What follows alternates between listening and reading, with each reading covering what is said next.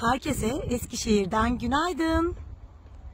Şu an Eskişehir'i yukarıdan izliyoruz.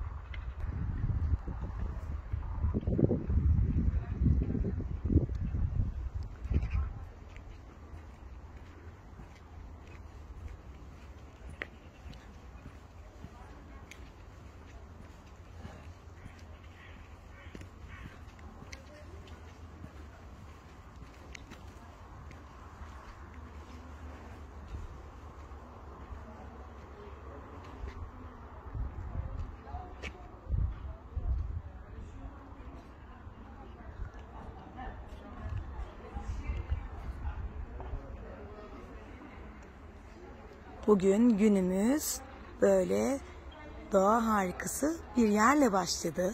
Sabah yürüyüşümüzü yaptık.